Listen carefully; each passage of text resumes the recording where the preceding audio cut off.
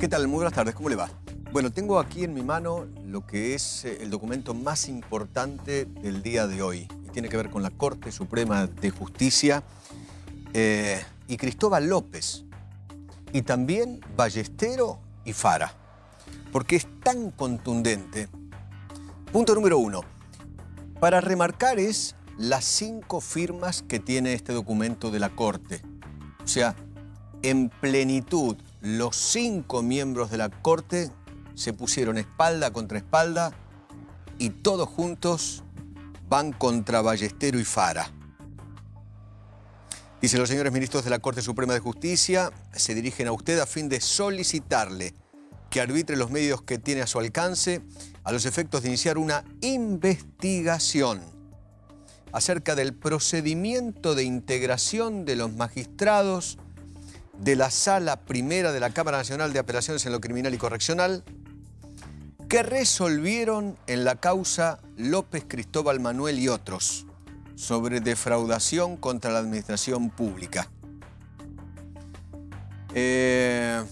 Dice, y además, si existió alguna irregularidad en esa conformación. ¿A qué se refiere con la conformación? La conformación de los miembros de la sala. Porque Ballesteros tomó un juez, y eso es lo que van a investigar, si es que Ballesteros no tomó un juez que le convenía para que vote con él. La verdad es un documento, reitero, muy pero muy importante. Y esto tiene toda una explicación política que en un ratito le vamos a contar. Una explicación judicial. Hay un revuelo, yo les puedo asegurar, y lo charlábamos con Jessy. Hay un revuelo en tribunales, hay un revuelo en Comodoro Pi, hay un revuelo en la Corte Suprema de Justicia después del fallo de Ballestero y Fara enorme. Porque la Corte venía de una manera, en una dirección, y les cayó como una bomba el fallo Ballestero-Fara. Había toda una intención de la Corte en un trabajo conjunto con los jueces federales que en un ratito le vamos a contar. Gaby, ¿qué tal? Muy buenas tardes. Bien, buenas tardes, Eduardo. Buenas tardes a todos. Realmente no recuerdo, estuve buscando antecedentes, por supuesto no siempre se ayuda con internet, no recuerdo un antecedente de una nota similar de la Corte Suprema de Justicia con la firma de sus 5 miembros, sus 5 ministros, al Consejo de la Magistratura para que informe acerca de un sorteo. Mirá que ha habido causas y hay diariamente causas. Totalmente. En todo el ámbito de la justicia nacional. Punto 1, la excepcionalidad de esta nota que cursa la Corte a Miguel Piedecasas, un colega santafesino, que es el presidente del Consejo de la Magistratura de la Nación. Punto 2, ¿qué sucede con esto? ¿Por qué la Corte le envía esto al Consejo de la Magistratura? Porque lo que se investiga acá, como bien decía Eduardo, es por qué el tercer voto fue el de Eduardo Fara, integrante de la Sala 2. Vamos por parte. El año pasado, hasta el año pasado, mediados del año pasado, Eduardo Fara integraba la Sala 1 también. Era un caso llamativo en tribunales, también con pocos antecedentes, donde un camarista integraba las 2 salas. Era titular en la Sala 2 e integraba la Sala 1 como subrogante junto a Jorge Ballestero y Eduardo Freiler. Dicen quienes están de cerca de la sala, y se comenta habitualmente, se comentaba por supuesto mucho más en ese entonces en Comodoro Pi, que algunas diferencias entre los 3 hicieron que Fara renuncie a esa subrogancia y vaya a la Sala 2. Sala 2 que quedó con Ballestero, Jorge Ballestero, Eduardo Freiler. En el interín, cuando Freiler lo suspenden y cuando ya se venía el juicio político, aparece designado por el Consejo de la Magistratura Leopoldo Bruglia, juez del Tribunal Oral Federal 4 de Comodoro Pi, y subroga hasta que la semana pasada lo confirman como titular de la Sala 1 de la Cámara Federal, que le falta un miembro que seguramente en breve será designado. Ahora bien, ¿por qué vota Fara? Porque quedaban 2 para desempatar: Eduardo Fara y Martín Irurzun. Martín Irurzun, presidente de la Cámara Federal; Eduardo Fara, su colega, compañero de la Sala 2. ¿Quién decide que vote Eduardo Fara? Jorge Ballestero. ¿Por qué? Porque es el presidente de la Sala 1. El presidente de la Sala 1 tiene la facultad de decidir si un expediente ante voto dividido, pues ya se habían hablado con Bruglés, sabían cómo viene tu voto, mi voto viene por este lado. Uno en un sentido y otro en otro. Correcto. Bueno, macanudo, voy a decidir quién vota. Tenía dos opciones. Elevarlo a la presidencia de la Cámara y que se sortee entre Martín Irurzo y Eduardo Fara, o seguir el camino que siguió, que es, como presidente de la Sala, firmar que el que desempate en este caso es Eduardo Fara. ¿En qué se basa? Se basa en una causa, una denuncia que hizo en el 2008 la diputada Elisa Carrió, donde recuerdo una denuncia muy grande que hace Elisa Carrió, donde denuncia todo un conglomerado de negocio, obra pública, Lázaro Báez, Cristóbal López, el kirchnerismo, etcétera, etcétera. En esa causa, en algún momento, entre las apelaciones que tuvo, por supuesto, intervino Eduardo Fara. Pero bien, en esa causa, y en las que por eso la causa después termina en manos de Julián Ercolini, del Federal 10. Pero lo que no hay es una conexidad. ¿Por qué dicen que vota Fara? ¿Por qué hay criterio Ballestero que vote Fara? Porque Fara ya intervino y ya conoce y hay una conexidad. Lo que sucede es que lo que hoy se hablaba en Comodoro Pi, esto se habló durante todo el mediodía, porque esto se conoció a media mañana, es que no hay una conexidad declarada, no hay nada firmado que diga que hay una unión entre ambas causas. Entonces, acá surge la duda, y es lo que seguramente va a investigar el Consejo de la Magistratura y que podría, hoy se especulaba al mediodía con esto, en esto derivar en una denuncia penal, para que otro juez federal investigue si la resolución del juez Jorge Ballestero de que vote Eduardo Fara era conforme a derecho o si fue elegido a dedo. Esa es la gran duda. Exactamente. La explicación de Ballestero es esta que yo recién le daba. Por eso, justamente este documento de la Corte pide investigar si hubo alguna irregularidad en esa conformación. Porque no hubo sorteo. Exactamente. Lo más transparente para Ballestero hubiese sido manda sorteo. Pero ahí me toca o Irurzo no Fara. Exactamente. ¿No es obligatorio el sorteo? No, porque él como presidente de la Sala tiene la facultad de decidir que porque según a su entender hay conexión, hay puntos de contacto. Bueno, se va a defender alguna... con eso. Me imagino que sí. Pero claro. lo que sucede es que no hay nada en el expediente firmado que avale esto que él dice. ¿Correcto? Sí. Hoy el comentario en tribunales era el siguiente. Porque acá hay un juego de poderes muy impresionante. Muchísimo. Y cuando hablamos de juegos de poderes, hablamos del Poder Ejecutivo, del Poder Legislativo y del Poder Judicial, ergo la Corte Suprema de Justicia. Voy a tratar de simplificar cuál era el comentario hoy en tribunales. Ustedes recuerdan que el otro día hubo una decisión de la Corte, una acordada, que esa acordada significaba más o menos lo siguiente. Pasan jueces comunes, pasaban antes jueces comunes a ser jueces federales. Y en realidad lo que dijo la Corte es no, de ninguna manera. Eso lo decido yo como Corte, porque en realidad son los senadores los que eligieron a los jueces federales y eligieron a los jueces comunes. Si eligieron a un juez para ser un juez común, no lo eligieron para ser federal. Ergo, no puede ser en algún momento juez federal. Entonces se habla de un gran acuerdo entre Pichetto, Lorenzetti, Maqueda. Maqueda es peronista de Córdoba, de la línea de Schiaretti. Rosati, peronista del peronismo santafesino, y los jueces federales. Gran acuerdo, o sea, Senado, Corte y Comodoro Pi. ¿Para qué? Para blindar a los jueces federales. Por eso existió aquella acordada de la Corte Suprema de Justicia de hace pocos días. La acordada 4. El tema es que sale la acordada y pocas horas después les cae, parecía que tenían todo cerradito el paquete. Y les cae como un bombazo el fallo de Ballestero y Fara. Con lo cual descoloca a medio mundo. Y entonces por eso yo marco el detalle de que están todos los ministros firmando este documento. Como diciendo, señores, nosotros no tenemos nada que ver con ese fallo de Ballestero y Fara, ¿eh?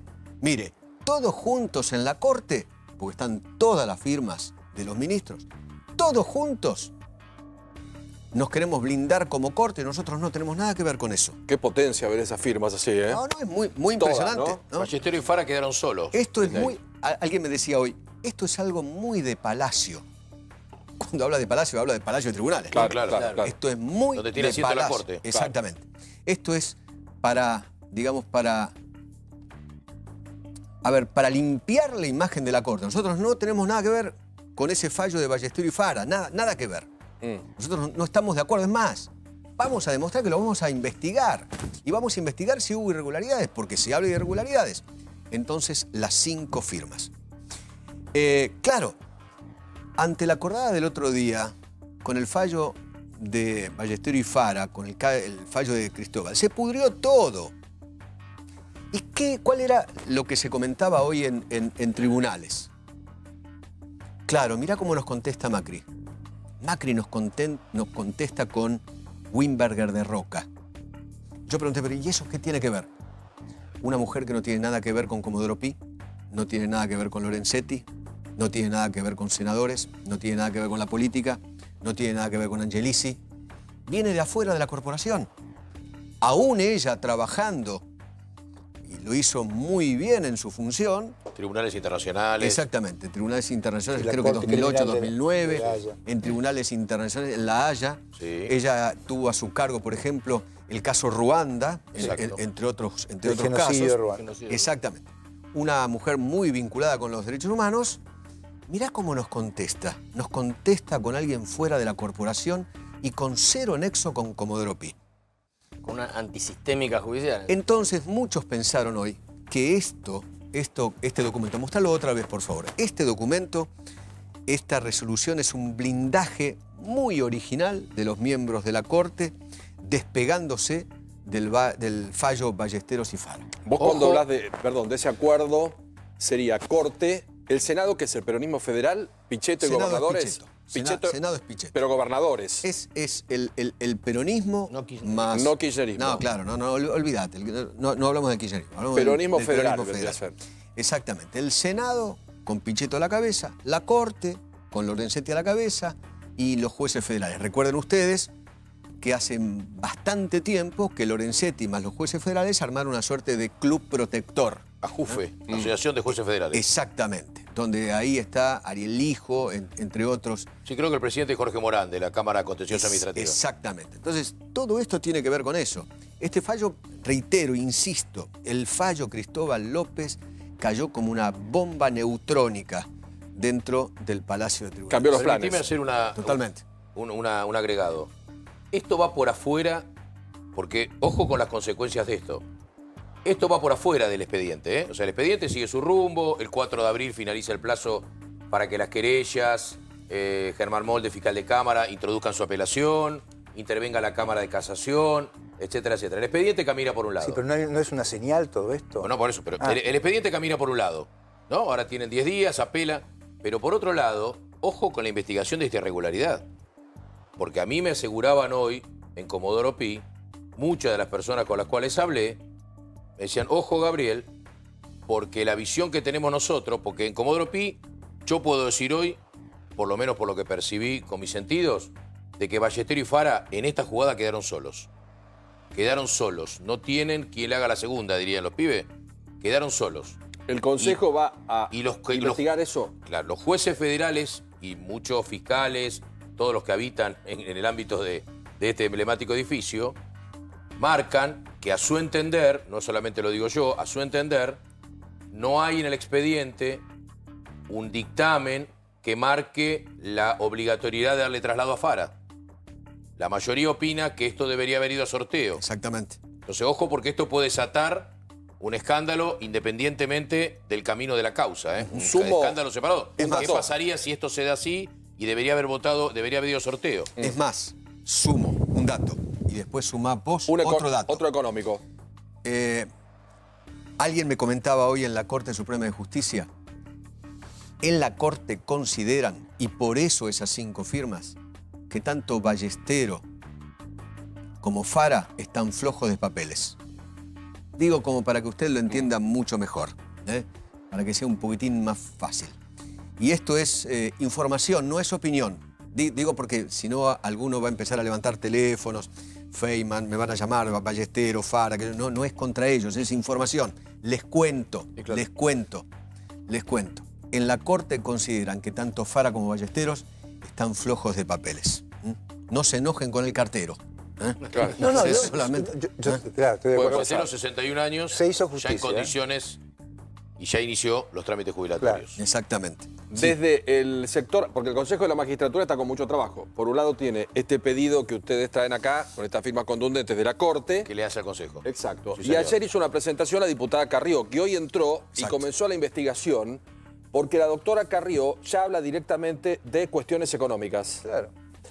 Y entre los bienes del doctor Ballestero, el grupo de la coalición cívica puso en consideración del Consejo de la Magistratura que investigue la adquisición de un dúplex que es del año 1995 en la avenida Figueroa Alcorta. Debe ser un dúplex realmente interesante. Cercano a una conocida confitería. Ajá, porque la investigación que ellos tienen hablan de un crédito simulado como para comprar ese bien. El Consejo de la Magistratura tendrá que resolver lo de la Corte, pero también comenzará una investigación patrimonial para estos dos miembros de la Sala 1 para ver si esos papeles están bien o están mal. Pero hay un elemento ahí que llamó la atención, que es este dúplex, donde hablan de un crédito simulado para poder adquirirlo. Mirá qué interesante, ¿no? Porque en algunos países del mundo los jueces son inoportunos, eventualmente para la política, pero no corruptos. Pero no corruptos. Son inoportunos. Bueno, fallan en el momento a ver, inadecuado. en el caso Ballesteros Fara todavía falta mucho No, para digo, determinar no, si en hablo este en caso general. hubo corrupción. Porque para probar el cohecho, que algunos dicen, es un camino muy complicado, Sí, claro. difícil, es un delito muy difícil de probar. Es un delito que por lo general no deja marcas. Tiene que haber dos No deja puntas. huellas. Claro. No deja huellas, siempre hay dos puntas, son dos puntas que se conocen, pero jamás una punta va a hablar mal de la otra. Así que es muy, muy complicado. Así que eso está por verse. Es un rum, un comentario, qué sé yo, pero en principio debemos decir, en principio, que tanto Fara como Ballesteros no se han comportado como dos señores corruptos, sino que, a ver, a mí me cuentan que Fara es un tipo de los más preparados en tribunales. Y Ballestero también es un tipo sólido jurídicamente. Claro. Podrá gustar o no gustar un fallo algún Por eso está día. la instancia de apelación. Por ahí no gustó lo que hizo con Nisman, pero bueno, fue su convicción y tomando él los códigos determinados, la doctrina. la doctrina, los antecedentes, las pruebas que tenía, por ahí decidió de esa manera. Ok. Dicho esto, le cuento. El tema Cristóbal López hoy estuvo todo el día porque aparecieron cosas y cosas y cosas, distintos hechos durante todo el día. Punto número 1. Usted sabe que Rosner, mientras fue el presidente que Cristóbal López y de Sousa pusieron para manejar la compañía, puso un señor de 90 años como director de distintas empresas, sacando, por ejemplo, a Fabián de Sousa como director de, por ejemplo, Ideas del Sur. Es un escándalo. Va a ser un escándalo, de eso creo que se va a hablar mucho. ¿Sabías vos eso? No, no sabía. No, ok. Un abuelito de Vicente López, ¿no? Un abuelito. Jubilado. ¿Conocías el tema? Sí, de jubilado. Vicente López. Un abuelito Que lo no- metieron, pobre, en un despelote brutal, porque ahora el señor, Que ¿no? cuando lo citen a declarar al abuelito va a decir, a mí me hicieron firmar un papel, no sé nada. No Es- pasa en es- los juicios, ¿eh? ¿Cómo? Pasó en Chicones. Claro. El testigo fue a declarar Claro. días pasados y dijo, no sé, a mí me dijeron firmar esto. Bueno. Yo firmé, era un amigo. Atención porque va a ser un escándalo. Otro punto. Hace mucho tiempo, yo creo que desde el 2001, yo no escucho que un banco quiebra o está a punto de quebrar. ¿Sí o no? Así es. Más o menos desde esa época, ¿no?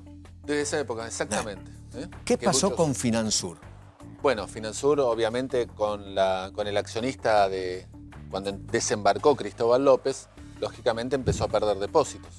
Se puede estar hablando más o menos de, si no me equivoco, más o menos haber sido 600, 700 millones de pesos, pero lógicamente tenía cierta sustento que los ahorristas saquen dinero del banco habida cuenta de las complicaciones que ya mostraba. Vos fíjate, la cola Antes hoy, y después yo hace de la- mucho que no veo una cola de gente para retirar Mirá vos. su dinero. Y es el eterno dilema Del de banco. las entidades financieras, empiezan a retirar y... Exactamente. Y pensar que este banco ya estaba vendido. ¿Iba a entrar o no? Exactamente. Iba a entrar el Galicia. Sí, vendiendo los activos y pasivos. Ajá. Así que, bueno, más o menos esa es la historia, digamos, porque antes del 2015 era una situación, pero después de las elecciones presidenciales se acentuó, digamos, ¿no? La debilidad del Finansur en este sentido con la imagen que tenía ya Cristóbal Exacto, López. Por eso digamos, fue ¿Tienen riesgo los gradualmente la clientes? corrida de depósitos. Pero... ¿Tienen riesgo los clientes con de sus activos ahí o no? Y sí, la verdad que siempre tienen riesgo, pero en la medida que fueran retirando y ¿Hoy retiraron la plata? tengo entendido que sí. Muchos colegas nuestros, los que trabajaban en los medios, les claro, abrían cobraban cuenta ahí. acá Todos tenían cuentas ahí. y tuvieron un estilo Corralito Caballo. Porque en determinado momento, cuando apareció la situación procesal sobre el banco, El Banco Exactamente. Central lo intervino. no podían extraer, no podían nada. Exactamente. El Banco Central calcula que fue alrededor de noviembre del año pasado, lo suspende. ¿eh? Primero por un periodo corto de tiempo, pero lo fue renovando. Creo que eran 60 días o 30 días, no recuerdo cuánto. Otro hecho que involucra a Cristóbal López en el día de hoy. El fiscal Policita pidió levantar el secreto fiscal de Cristóbal López. Y Policita también pidió embargar a Echegaray. Esto está conexo en la causa con Cristóbal López. ¿Qué sabes de Policita? Esto es una reiteración de un pedido que el fiscal Gerardo Policita había hecho exactamente hace un año. Hoy lo volvió a reiterar, algunos medios lo dieron como algo novedoso, no es novedoso. Es una reiteración de un pedido que formuló el fiscal al juez Ercolini, en el marco de la causa que trabajan en forma conjunta. ¿Por qué lo hizo? Esto en realidad es un pedido que hizo el día martes, se conoció en el día de hoy, y esto tiene que ver con la resolución de la Cámara. Cuando Gerardo Policita, imagínense que no cayó muy bien en los ánimos ni del fiscal Policita ni del juez Ercolini, la resolución de Cámara, porque ellos, por supuesto, tenían otro sentido, otra visión y otro trabajo realizado. Pero bueno, la resolución del superior, el inferior la tiene que acatar en el ámbito de la justicia. Pero hoy lo que hizo es reiterar el pedido de la apertura del secreto bursátil. Y con respecto a Echegaray, ¿pide embargarlo directamente? Es decir, lo que sobrevuela esto es lo que dijo Germán Moldes. Germán Moldes dijo, y esto es una mirada también sobre Julián Ercolini. ¿Por qué? Germán Moldes dice, si el juez ordenó la detención de Cristóbal López y de Fabián de Sousa por determinados actos de disposición prematura de bienes, ¿por qué no lo hizo sobre Ricardo Echegaray? También debería estar detenido. Esta es la mirada de Germán Moldes. También es la mirada del fiscal Policita, que pide alguna serie de medidas. Por supuesto que tiene que disponer o no una eventual detención, es el juez Ercolini. Recordemos que Ricardo Echegaray tiene 4 procesamientos confirmados. Hay una mirada especial. ¿Por qué? Porque, ¿qué es lo que dice Moldes? Y lo que dicen muchos de los seguidores de la causa judicial. Que Cristóbal López y Fabián de Sousa no podrían haber llevado las medidas que llevaron a cabo irregulares sin la anuencia de la titularidad de la AFIP. Claro. Porque la concesión de los planes del famoso artículo 32, que usted viene escuchando hace días, es una facultad exclusiva del administrador federal. El único que puede firmar es el administrador federal, o sea, Ricardo Echegaray. Sin la firma de él, no podría haberse llegado a los 8.000 millones que se llegó. Mirá, recién me muestra justamente, Paulo, último dato de La Nación. Ahora, Cristóbal López tendrá que devolver 22 millones por una obra en el Nahuel Huapi. Todo junto. Todo. Es una obra todo, de una, todo. creo que es CPC, la empresa de construcción. Claro, el Sí, gobierno pues. le quita lo que Un era adelanto de dinero que le dio. para sanear el lago. Un adelanto de dinero y que no hizo la obra, exactamente. Bueno, y también en las últimas horas se supo, por lo menos a través de las redes sociales, que Cristóbal López sufrió un escrache cuando salía de su casa. Un grupo de vecinos lo increpó, lo insultó, tuvo que aparentemente salir corriendo a tomar un taxi. ¿Qué sabes? Sí, sé por un comentario de un vecino. De vecinos, claro. Que está pasando eso. A mí me parece que cometió un error. ¿Viste? Era bastante anónimo Cristóbal López. Digo, la gente común y corriente no lo reconocía por la calle. Más allá de las fotos, pero nadie lo reconocía. Suponte, en nosotros, porque trabajamos o lo que fuere, pero la gente común no. Y me parece que el otro día tuvo una exposición gigantesca cuando Exactamente. dio esa conferencia de prensa. Exacto. ¿no? Mira, ahí apareció justamente en un medio. Escracharon a Cristóbal López en Puerto Madero. Fue el miércoles al mediodía, cuando caminaba por el barrio, un grupo de vecinos lo reconoció, y le gritó ladrón. Debe haber sido un momento muy complicado, me imagino, ¿no? Y además está En un hombre que nunca tuvo un contacto con la gente, nadie lo conocía. Y viste que el otro día se lo veía bastante enojado. Esto, vos sabés cómo te enoja cuando andás por la calle y si alguien te grita algo. Sí, claro. Sentís que no podés andar. Sí, obviamente. No empezó con esas rondas que dijo el martes estoy sentado en todos los programas. No Todavía no va a hablar Parece ni que el cambió. martes, ni hoy ya estamos a jueves. Miércoles, No lo hizo el jueves. miércoles, no lo hizo hoy. Vos lo dijiste, los A mí- abogados por ahí lo... A mí me da la sensación que en realidad no es sensación, es información. Que el doctor Beraldi le dijo, Cristóbal, no es momento, no es momento. Claro. Creo que hubo una discusión bastante fuerte. Justamente Beraldi le habría dicho a Cristóbal López, estuviste muy mal el otro día, esas cosas no se hacen, enfrentar la cámara de esa manera, mostrarte como un patotero, como la verdad no te hizo bien. Y él dice, no, yo tenía ganas. Y me contaron que en realidad, aparentemente, habría ganado la postura de bajar los decibeles, Cristóbal López no va a hablar por lo menos por 2 semanas. Después se verá. Hasta que baje un poco la espuma. Exactamente, exactamente. Claro. Ya hubo un par de reuniones entre Cristóbal López y Fabián de Sousa. Hacía mucho tiempo que no se veían. Claro, uno estaba en Ezeiza, el otro Marcos Marcos Paz. Exactamente, el otro en Ezeiza. Hacía mucho. Me cuentan que la reunión empezó muy tensa y después, bueno, conversaron acerca de la estrategia a seguir, etcétera, etcétera, etcétera.